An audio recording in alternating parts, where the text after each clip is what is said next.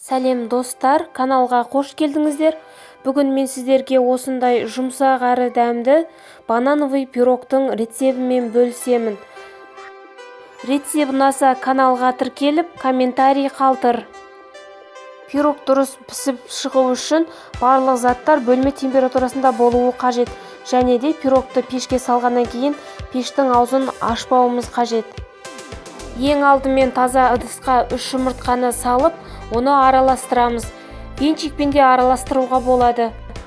Үстіне аз-аздан қантты бірнеше бөлікке бөле отырып, ары қарай оны араластырамыз.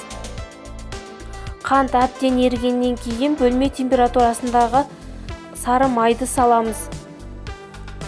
Сары майды араластырып, әбден араласқаннан кейін үстіне жылы сүтті құямыз.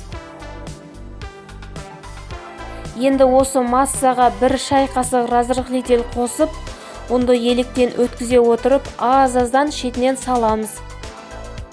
Массаны бір келке болғанша араластыра отырып, оны формаға құямыз. 180 градуста 35-40 минуттай пісіріп аламыз.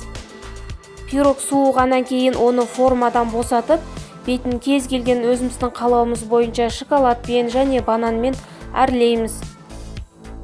Міндетті түрде жасап көріңіздер, аз уақыттың ішінде дайын болатын өте дәмді пирог болып шығады. Рецеп ұнаса каналға тіркеліп, комментарий қалдыр. Пирогтың толық рецебі описание бөлімінде.